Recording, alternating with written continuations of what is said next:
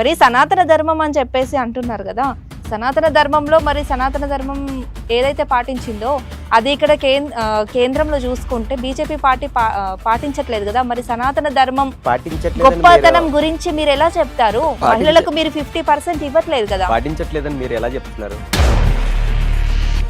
Sir Revanth Reddy గారు తెలంగాణ సంబంధించినటువంటి ముఖ్యమంత్రి, అదేవిధంగా ఇక్కడ ఉన్నటువంటి స్థానిక మంత్రులు కూడా ఏమన్నారు, కాంగ్రెస్ అంటే ముస్లింస్లకు సంబంధించినటువంటి పార్టీ, కాంగ్రెస్ అంటే క్రిస్టియన్స్ సంబంధించిన పార్టీ. దేవుళ్ళ గురించి మ్యాటర్ కాదండి, ఇక్కడ మతం గురించి కూడా మ్యాటర్ కాదు. మతం అనేది ఎక్కడి నుంచి వస్తుంది? పార్లమెంట్ లో స్పష్టంగా చెప్పారు, a Muslim could be a Muslim, a Christian could be Christian, but a Hindu why not Hindu అంటే తను ఒక క్లియర్గా చెప్పారు. ఒక ముస్లిం నేను ముస్లిం అని స్పష్టంగా చెప్తున్నప్పుడు, ఒక క్రిస్టియన్ నేను క్రిస్టియన్ అని బహిర్గంగా చెప్పుకుంటున్నప్పుడు, ఒక హిందువు ఎందుకు చెప్పుకోవాలి అని చెప్పేసి